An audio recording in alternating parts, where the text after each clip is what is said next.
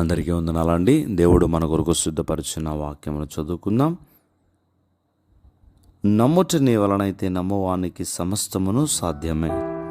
ప్రియా దేవుని బిడ్డలారా, యేసుక్రీస్తు ప్రభువారు ఈ భూలోకంలో ఉన్నప్పుడు అనేకమైనటువంటి అద్భుతములు వారు చేసి ఉన్నారు. అయితే ఒక రోజున ఒక తండ్రి తన బిడ్డను తీసుకుని యేసుక్రీస్తు ప్రభువారి దగ్గరకు వచ్చారు. వచ్చి యేసయ్యతో ఇలా చెప్తూ ఉన్నాడు, నా కుమారుడు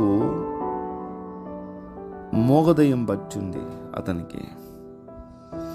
ఆ దయ్యము పట్టిన దగ్గర నుండి కూడా అతని పరిస్థితి ఏంటంటే, ఎక్కడ అతన్ని పట్టుకుంటుందో అక్కడ వాడు నురుగు కార్చుకొని పండ్లు కోరుకొని మూర్చిల్లిపోతున్నాడు.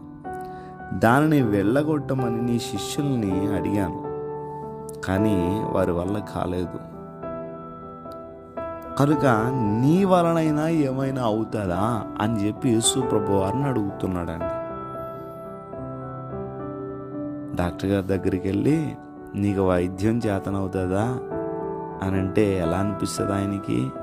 అలాగనే ఉపాధ్యాయుడి దగ్గరికి వెళ్ళి నువ్వు చదువు చెప్పగలవా అని అడిగామనుకోండి, ఎలా ఉంటుంది?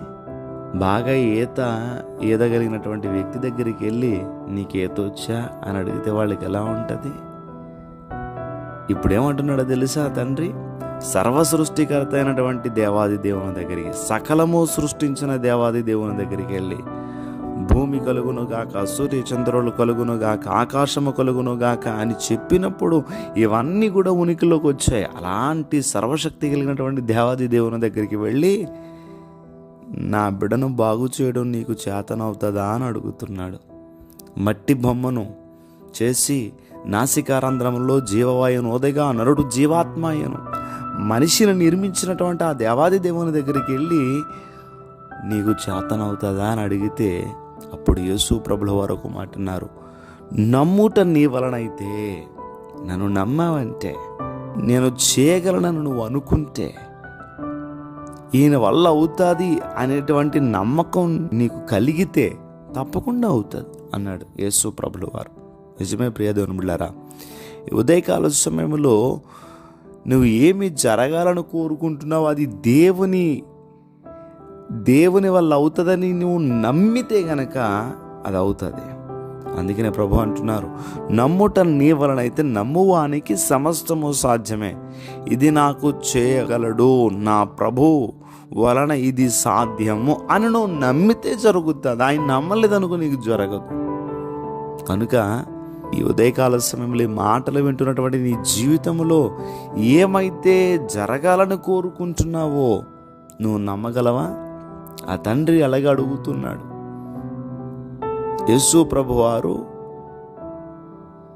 ఆ తండ్రితోటి ఇదే మాట చెప్పారు, నమ్ముట నీ వలనైతే నమ్మువానికి సమస్తము సాధ్యమే అని.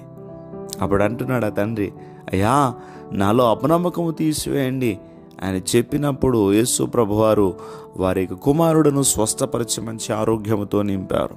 అలాగనే నువ్వు దేవుని నమ్మగలిగినట్లయితే దేవుడు నీ జీవితములో ఆయన కార్యమును చేయగలడు. ఆయనను నమ్మి ఆయన ద్వారా ప్రతి కార్యాన్ని పొందుకో. దేవుడి మాటలు దీవించును గాక. దయచేసి ప్రార్థన చేసుకుందాం. సర్వాధికారైన దేవా మీకు వందనములు. ఈరోజు నీ బిడ్డలు వారు పనులు ప్రారంభిస్తుండగా నీ బిడ్డల పనులకు మీరు తోడుగా ఉండి మీ దైవాశిష్యులతో నీ బిడ్డలు నింపి వారికి ఉన్నటువంటి ప్రతి అవసరమును కూడా తీర్చి ఇంకా మీ కృపలో నీ బిడ్డలను బలపరిచి ఈరోజు నీ బిడ్డలు చేపట్టుకుని మీరు నడిపించమని యేసుక్రీస్తు వారి యొక్క నామం పేరట అడిగి వేడుకుంటూ ఉన్నాం మా పరమ తండ్రి. Amen, amen, amen.